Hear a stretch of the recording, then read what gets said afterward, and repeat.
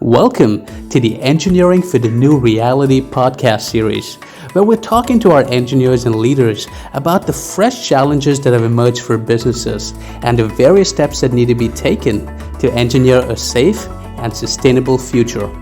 And today, we're going to be talking about something that's probably on the top of the mind of everybody. I'm talking about cybersecurity. And to talk about this, I have with me our cybersecurity specialist, Atanu and Komal. Guys, welcome to the podcast. How's it going? Hey, thanks. Thanks, Akshay. Going good. How about you? Great, thank you. So, Atanu, first question to you. Over the past couple of months, we've seen a surge in cybersecurity attacks, especially on enterprise networks, right? So, how has the cybersecurity landscape changed for businesses, and what are the new things that they need to watch out for? So let's see what has changed in last few weeks or months.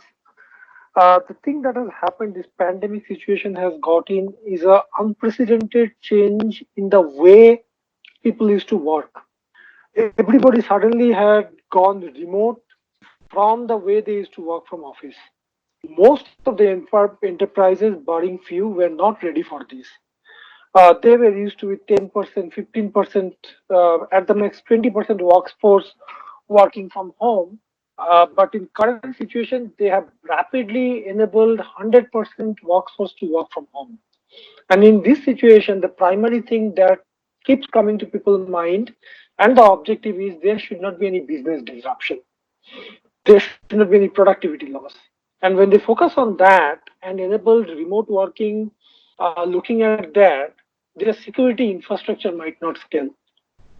That's one part. And second, there are many organizations who think they are small enough to attract eyes from cyber criminals, which is very much wrong. It doesn't matter how small or big you are, you can get violated at any time. And there are a lot of different type of attacks that could happen on you. First and foremost, any enterprise can have data breaches. This is where exactly the cyber criminals try to seek in and get data out of your company's database.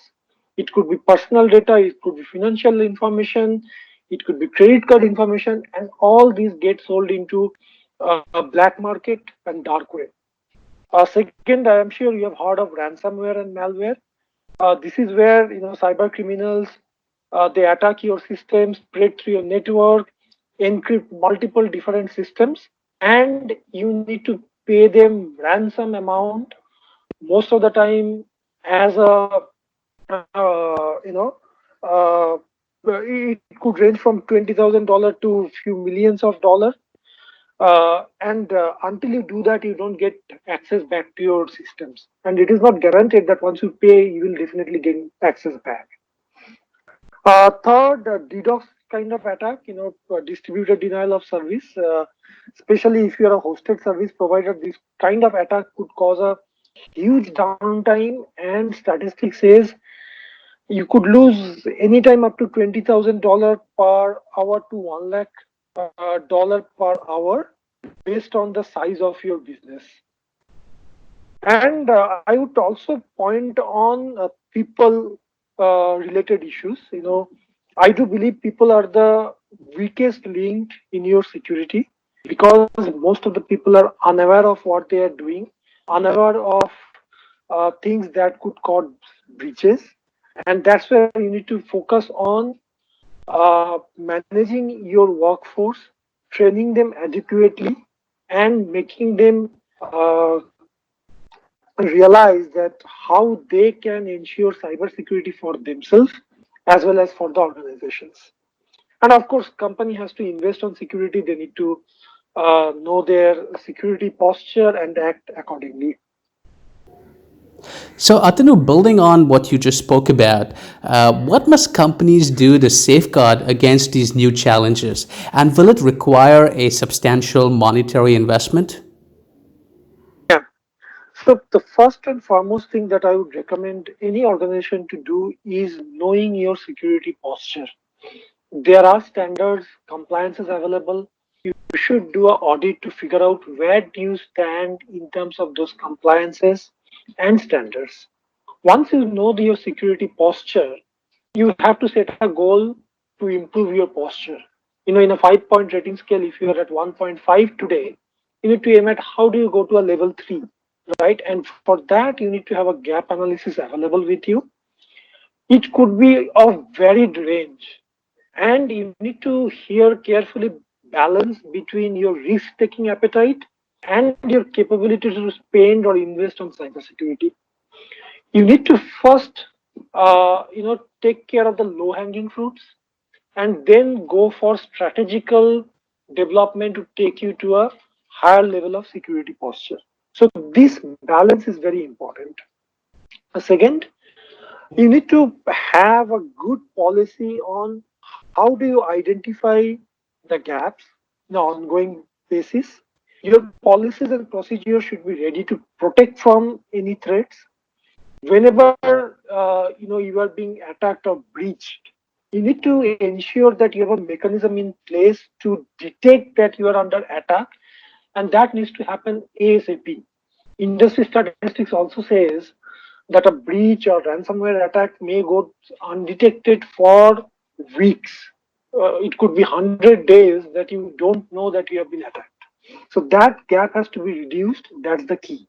And then, of course, you have to have strong mechanism to respond to the threats and recover from it and continuous improvement. And I would also suggest once you know the gap analysis, once you know your threats, you also need to have a continuous monitoring mechanism in place to safeguard yourself. So let's switch gears a little bit and talk about products. And Komal, you could perhaps share your perspective here. As companies go about engineering new products, what must fundamentally change in the way they look at security? Atanu has been talking so much about the need for products to be accessible and controlled remotely. So, will it require a complete overhaul in the security architecture? Sure, Akshay. So I guess with the entire situation that's happening around us, the way we know technology will change going forward, the way we use and access connected products, the use cases, everything will completely change, and it will become more and more critical to have a secure architecture design in place while you are thinking of creating a product, because the criticality of the use case will be so high. As an example, we should expect more and more use cases of remote connectivity for telemedicine, IoT, and these typical connected devices. It's not new to have malware attacks across these devices. We have seen botnets in 2017, 18, and 19. So it's not something new to attack these devices for by the hackers. But now the way the use cases will evolve, it will become more and more important to have a secure by design approach, wherein you integrate security as part of the concept, the idea itself, before you move into development. So, Atanu, could you talk a little bit about LTTS's remote security monitoring and managed services offering? What is so unique about it, and how can it bring additional value for customers? Yes, Akshay, sure. So, remote security monitoring is nothing new to this industry. In IT industry, it's been there for probably 2 decades. But as the threat landscape is changing, cyber attackers are more and more focusing not only on IT, but on IoT, IIoT, and OT infrastructure. So when we designed our managed security services, we focused not only on IT, but we put our focus on how do we monitor, protect our customers who are into IoT, IIoT, as well as in OT domain. As you know, IoT, IIoT, IT is bit different from OT. Specifically, IT and OT differences, if you see, the devices that you monitor is different, the kind of work environment is different, and more the protocol layers, from the IT and OT is entirely different. When you talk about IT, it's probably HTTP, TCP, IP traffic that you're talking about. But when it comes to OT, there are a bunch of different protocols like Modbus, Profibus, Profinet, and so on and so forth. So there's a big differences between monitoring a IT network versus a OT network. And we exactly ensure that our monitoring service can cater to both IT and OT security need.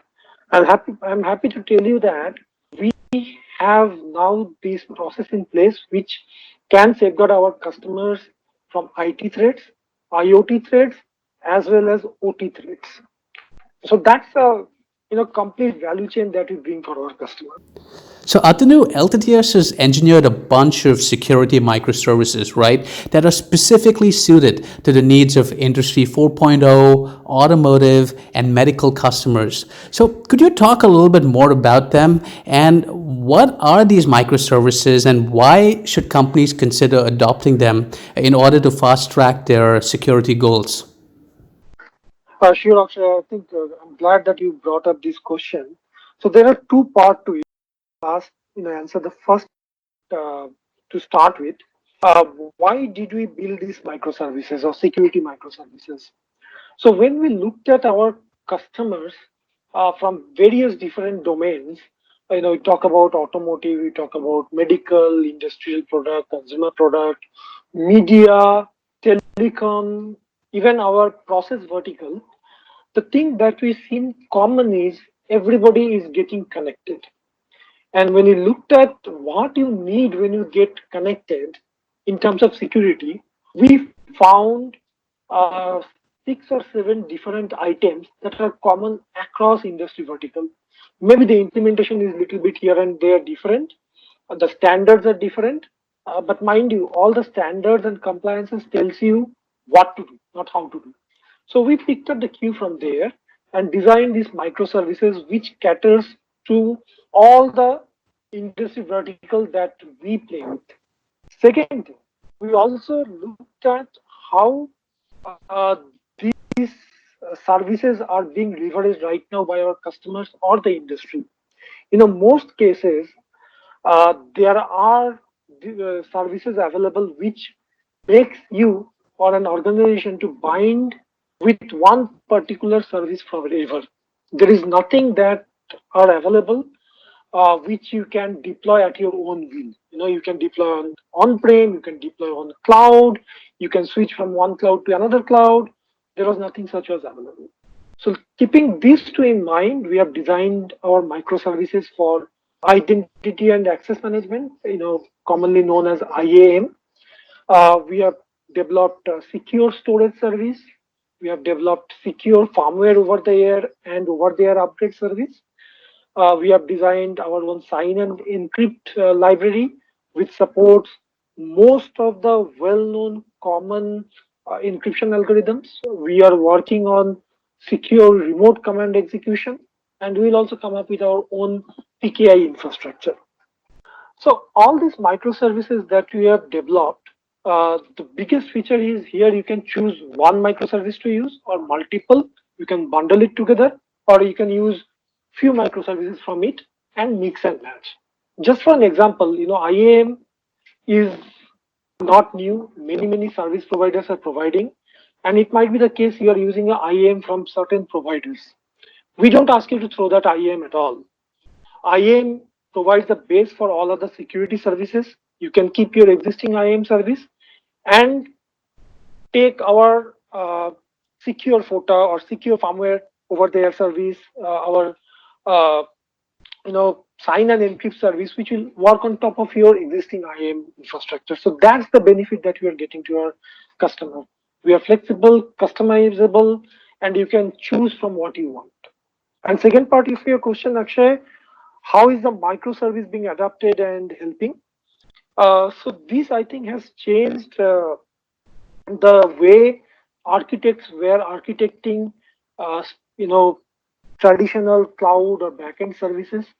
These microservices are small entity which you run as a separate service, and it provides you tremendous capability of scaling up and ensures high availability.